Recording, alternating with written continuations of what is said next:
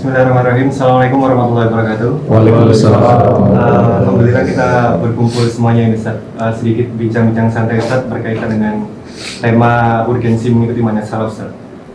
Sering kita dengar di masyarakat atau di pengajian itu berkaitan dengan salaf Ustaz. Atau bahkan mungkin ada beberapa dari kita belum mengetahui hakikat atau makna dari salaf itu sendiri Ustaz. Nah, sebenarnya apa itu Ustaz? Salaf sendiri Ustaz. Baik. Bismillahirrahmanirrahim. Wassalatu wassalamu ala rasulillahi wa ba'd. Salaf itu secara bahasa artinya ma madha wa taqaddam, sesuatu yang mendahului atau sudah berlalu. Itu arti salaf secara bahasa. Tetapi makna salaf dalam istilah syariat adalah generasi pertama umat Islam. Mereka disebut generasi salaf karena mereka adalah generasi yang telah berlalu. Dan umumnya kalau ulama menyebut generasi salaf, maka yang mereka maksudkan adalah 3 generasi pertama: sahabat, tabi'in, dan tabi'ut tabi'in. Kenapa mereka yang dikhususkan dengan salaf? Karena ada hadis Nabi Muhammad SAW. Beliau bersabda, khairun nasi qarni, thumma alladhina yalunahum, thumma alladhina yalunahum. Sebaik-baik manusia adalah generasiku, yaitu sahabat beliau. Kemudian generasi setelah mereka, yaitu tabi'in. Kemudian generasi setelah mereka, yaitu tabi'ut tabi'in. Inilah yang disebut dengan generasi salaf. Nah, hadis ini sifatnya pujian Nabi SAW, bahwa mereka adalah generasi terbaik. Namun di dalamnya mengandung perintah agar kita mencontoh dan meneladani mereka. Makanya orang yang mencontoh mereka disebut salafi. Jadi kalau dalam bahasa Arab, kata salaf artinya generasi pertama umat Islam, yaitu sahabat, tabi'in, dan tabi'ut tabi'in. 3 generasi pertama. Kemudian kita tambah huruf ya, maka dibaca salafi. Ya itu disebut dalam bahasa Arab ya unisbah, ya untuk penisbatan. Jadi salaf itu generasi pertama umat Islam, salafi artinya pengikut mereka. Jadi salafi itu bukan golongan, bukan kelompok, bukan organisasi, tapi setiap umat Islam yang mengikuti 3 generasi pertama umat Islam, generasi salaf, maka dia disebut salafi. Iya. Dan ini perintah Nabi SAW untuk mengikuti mereka, karena mereka adalah generasi terbaik, terutama para sahabat. Terutama para sahabat radhiyallahu anhum ajmain. Iya. Jadi ini makna salaf secara bahasa dan istilah. Adapun manhaj itu artinya metode. Metode beragama. Cara kita beragama. Contohnya, ketika kita ingin memahami satu ayat atau satu hadis, maka kita cari tahu dulu bagaimana sahabat memahami ayat dan hadis itu. Bagaimana tabi'in dan tabi'ut tabi'in memahami ayat dan hadis itu. Jangan kita buat pemahaman sendiri yang berbeda dengan pemahaman mereka. Jadi ini yang disebut dengan metode beragama atau manhaj.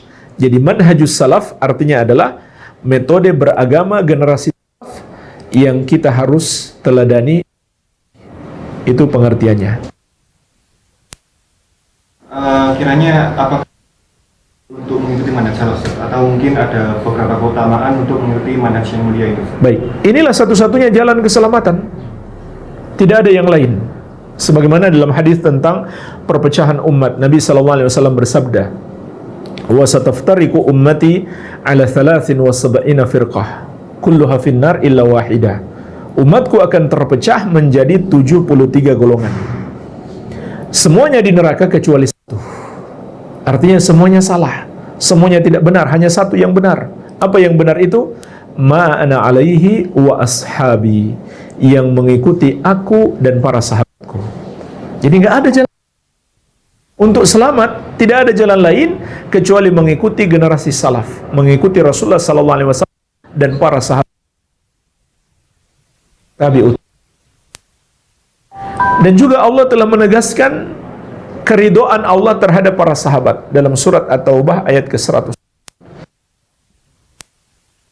Muhajirin wal ansar walladzina tabauhum radhiyallahu anhum wa radu an.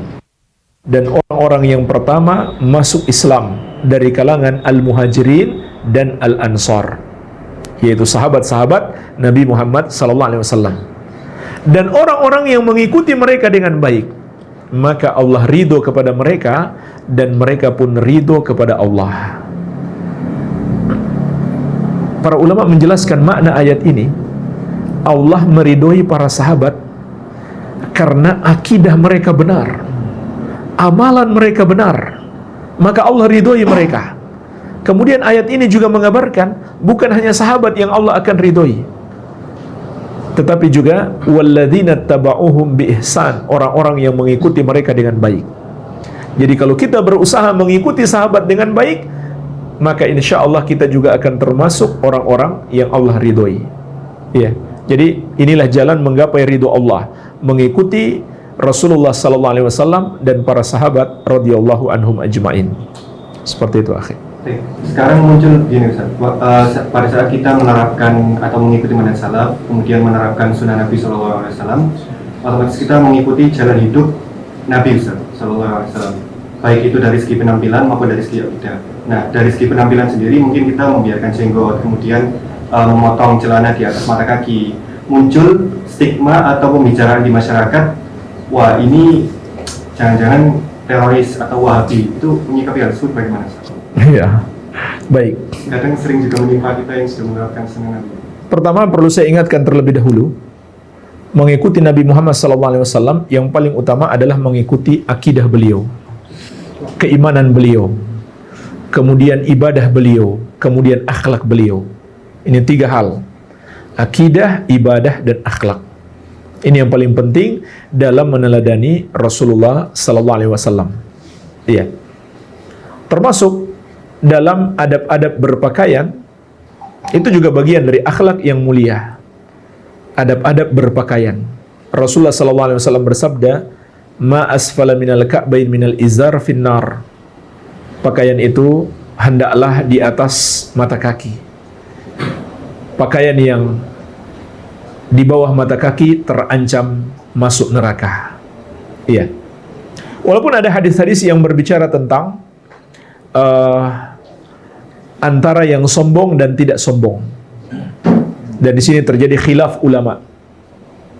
Terjadi khilaf ulama. Pendapat yang paling kuat, insya Allah, orang yang menggunakan pakaian melewati mata kaki, kalau dia menggunakannya karena sombong, dosanya lebih besar.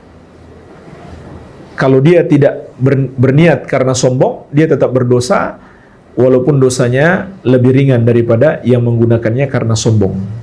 Iya. Jadi ini termasuk bimbingan Nabi SAW dalam berpakaian. Namun ternyata kita dapatkan ada orang-orang melakukan aksi terorisme juga seperti itu penampilannya. Ya, pakaiannya tidak menutupi mata kaki, sehingga memunculkan stigma. Jadi seakan-akan orang yang berpakaian tidak menutupi mata kaki, begitu pula yang berjenggot, itu adalah ciri-ciri teroris. Maka tentu menyikapi hal seperti ini, kita harus terangkan, kita harus jelaskan. Ini bukan ciri-ciri teroris, ini sunnah Nabi SAW. Ya, tentang jenggot, Nabi SAW bersabda, "U'ful liha wa u'fus syawarib." Biarkan jenggot Anda tumbuh dan potong kumis Anda. Jadi itu sunnah Nabi SAW. Nah, untuk membedakan teroris dan bukan, itu bukan semata-mata dilihat pada ciri penampilannya, tapi dilihat pada akidahnya, pada metode beragama. Iya. Dan alhamdulillah kalau seperti di negeri kita, seperti aparat kepolisian, mereka sudah ngerti. Mereka sudah paham mana yang teroris betulan dan mana yang kebetulan saja mungkin secara fisik penampilannya sama, tapi dia bukan teroris. Ya, jadi teroris itu nggak bisa dinilai hanya sekedar penampilan saya, tapi lihat pada pemahaman. Iya, ini yang harus kita lakukan. Kita harus terangkan, bukan seperti itu menilai teroris. Iya, contohnya jemaah sekalian, pemahaman teroris adalah pengkafiran, mengkafirkan kaum muslimin, mengkafirkan para pelaku dosa besar. Makanya jangan heran kalau mereka melakukan pengoboman, mereka nggak peduli walaupun ada muslim yang mati. Walaupun mereka bilang berjihad melawan orang kafir, tapi mereka nggak peduli walaupun ada muslim yang mati, karena mereka anggap muslim ini sudah kafir. Muslim ini sudah kafir. Iya. Nah, disinilah ini sebagai contoh jamaah sekalian, sekaligus kita jelaskan contoh urgensinya mengikuti pemahaman sahabat dalam memahami Al-Quran. Di antaranya, memahami surat Al-Ma'idah ayat 44. Allah Azza wa Jalla berfirman, "Wa man lam yahkum bima anzalallah fa ulaika humul kafirun." Barang siapa yang tidak berhukum dengan syariat yang Allah turunkan, maka mereka adalah orang-orang kafir. Nah, jemaah sekalian, bagaimana memahami ayat ini? Orang-orang yang punya pemahaman teroris, mereka akan mengkafirkan pemerintah, karena menurut mereka tidak berhukum dengan syariat. Kemudian aparat pemerintah mereka juga kafirkan, karena menurut mereka membantu pemerintah yang tidak berhukum dengan syariat. Makanya jangan heran, pernah terjadi di Cirebon, teroris mengebom masjid di kantor polisi, lagi sholat Jumat, subhanallah. Karena mereka menganggap polisi itu sudah kafir, karena membantu pemerintah menegakkan syariat, menegakkan hukum yang bertentangan dengan syariat. Ayatnya betul, tapi bagaimana sahabat memahami? Bacalah tafsir At-Tabari atau tafsir Ibnu Katsir. Para sahabat menjelaskan maksud ayat ini adalah kufrun duna kufrin, kufur kecil. Kufur kecil itu dosa besar, tapi tidak sampai menyebabkan pelakunya kafir. Tidak sampai menyebabkan pelakunya kafir keluar dari Islam. Ini contoh, kalau kita merujuk kepada pemahaman sahabat. Karena sahabat itu tahu tentang apa ayat ini turun. Ternyata para sahabat menjelaskan, sebagaimana disebutkan juga oleh Imam Ibnu Katsir dalam tafsir beliau, ayat ini turun untuk mengkafirkan Yahudi dan orang-orang musyrik yang tidak mau mengikuti hukum syariat Allah. Nah, ketika ayat ini digunakan untuk menghukumi kaum muslimin, status kekafirannya berkurang. Bukan lagi kufur besar, tapi menjadi kufur kecil. Walaupun perlu kita ingatkan juga, kufur kecil bukan berarti dosanya kecil. Kufur kecil itu dosa besar, tapi tidak sampai menyebabkan pelakunya murtad keluar dari Islam. Iya. Nah, ini kalau kita merujuk kepada pemahaman sahabat, betul itu salah tapi nggak sampai kafir. Betul salah tapi tidak sampai kafir. Kemudian contoh lain lagi, kesalahpahaman mereka dalam berjihad.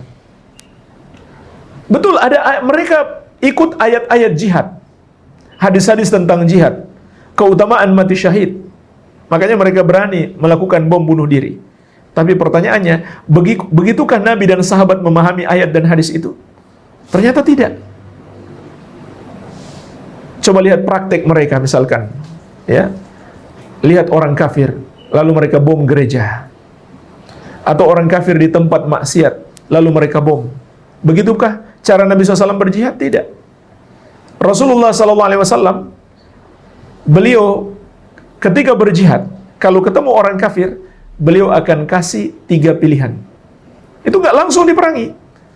Beliau berikan 3 pilihan. Pilihan yang pertama, ajak mereka masuk Islam, supaya mereka selamat dari azab Allah. Itulah tujuan jihad, menyelamatkan manusia dari azab Allah. Ini pilihan yang pertama. Itu yang dilakukan Nabi SAW ketika berjumpa orang-orang kafir di medan perang. Nggak langsung diperangi, dinasehati terlebih dahulu, diajak masuk Islam, diajak masuk surga. Kemudian kalau mereka tidak mau, dikasih pilihan yang kedua. Apa pilihan yang kedua? Menjadi kafir dhimmi. Orang kafir dhimmi itu adalah orang kafir yang tinggal di negeri kaum muslimin, dan wajib bagi kaum muslimin untuk melindunginya. Itu status orang kafir yang tinggal di negeri muslim. Membunuh mereka dosanya sangat besar.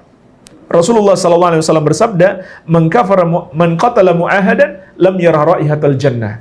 Barang siapa membunuh orang kafir yang terikat perjanjian dengan kaum muslimin, di antaranya perjanjian sebagai warga negara, maka siapa yang membunuhnya, dia tidak akan mencium bau surga. Ini malah dilarang oleh Nabi SAW membunuh orang kafir yang tinggal di negeri kaum muslimin. Tapi apa yang mereka lakukan? Mereka membunuh orang kafir dan mereka anggap itu jihad. Nah, pilihan yang kedua mereka tidak mau, barulah jihad. Ya, jadi ini yang harus kita jelaskan. Ini pemahaman teroris seperti ini, bertentangan dengan ajaran Rasulullah SAW. Ya, adapun yang kita amalkan, kalau kita berjenggot dan menggunakan pakaian di atas mata kaki, itu mengikuti sunnah Nabi Muhammad SAW.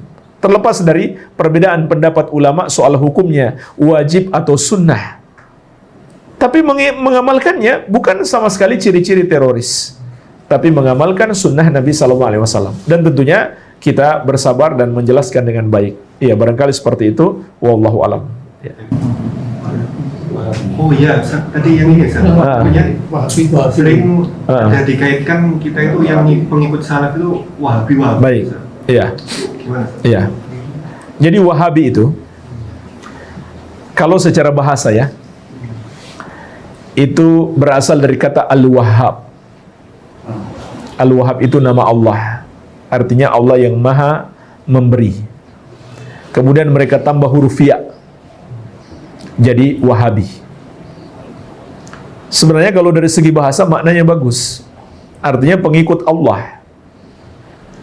Tapi yang mereka maksudkan bukan pengikut Allah, pengikut Muhammad bin Abdul Wahhab.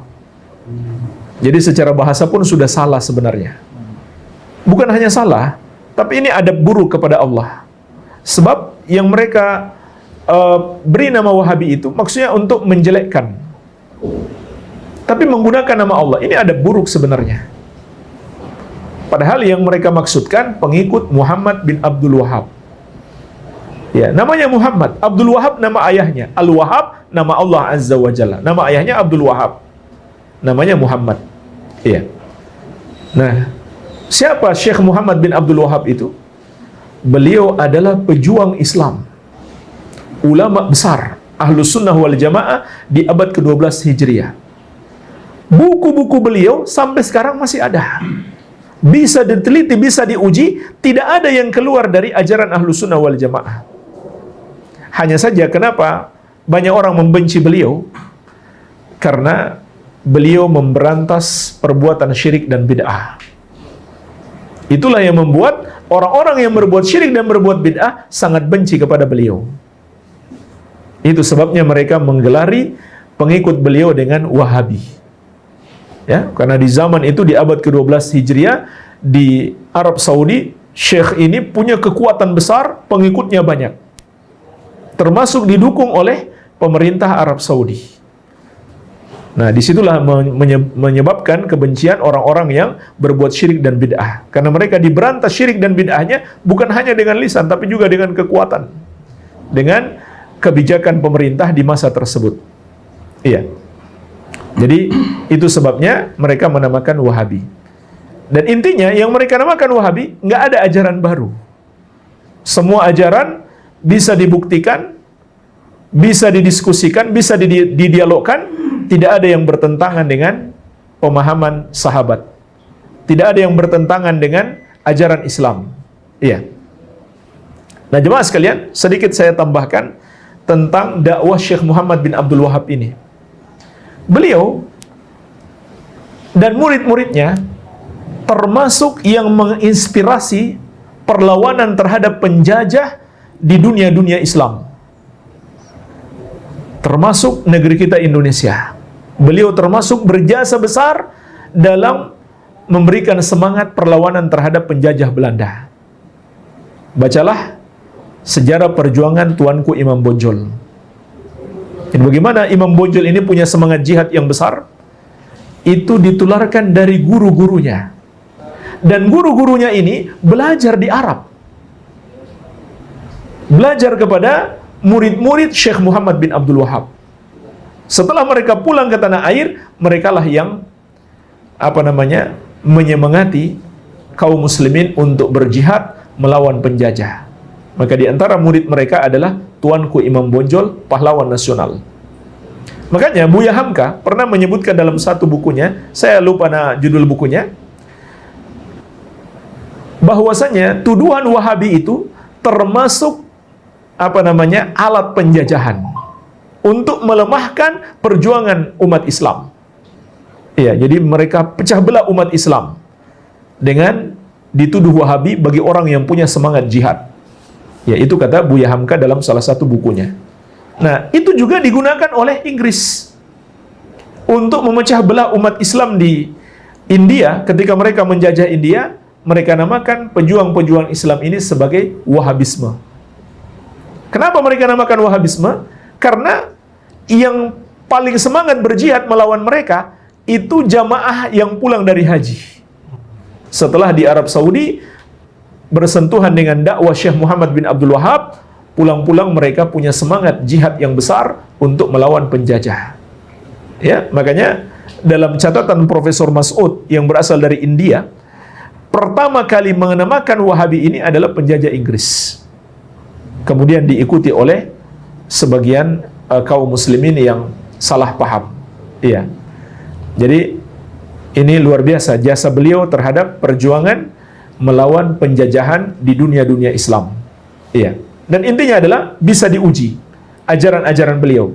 Dan ahlu sunnah atau salafi itu bukan pengikut beliau, tapi pengikut sahabat, pengikut manhajus salaf seperti yang telah kita terangkan di awal tadi. Jadi kalau seandainya kita dapati dalam buku-buku karya beliau salah atau ajaran beliau salah, ya jangan diikuti. Jangan diikuti. Ya, jadi kita bukan pengikut Syekh Muhammad bin Abdul Wahab, tapi pengikut Rasulullah SAW dan para sahabat radhiyallahu anhum ajmain. Iya.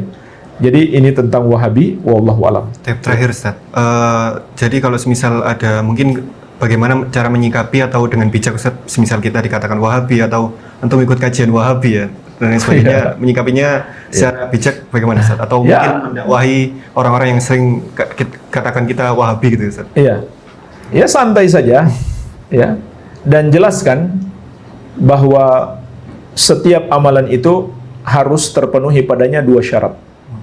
Setiap kita mau beramal, yang pertama ikhlas karena Allah semata-mata. Yang kedua mengikuti petunjuk Rasulullah Sallallahu Alaihi Wasallam. Jadi jelaskan kepada mereka yang kita lakukan ini hanyalah berusaha mengikuti petunjuk Nabi Sallallahu Alaihi Wasallam. Ya, makanya sebagaimana kita bahas tadi, setiap yang kita amalkan harus kita tahu ilmunya terlebih dahulu. Kalau kita belum tahu ilmunya, jangan kita amalkan. Nah, itu yang kita jelaskan kepada mereka. Amalan ini ada dalilnya. Ini dalilnya, ini ayatnya, ini hadisnya. Kemudian kenapa kami tidak mengikuti amalan-amalan kalian? Karena kami belum tahu dalilnya. Ya, itu saja paling dijelaskan. Ini bukan ajaran baru. Ini bukan sebuah ajaran baru, tapi hanya berusaha mengikuti ajaran Rasulullah SAW. Ya.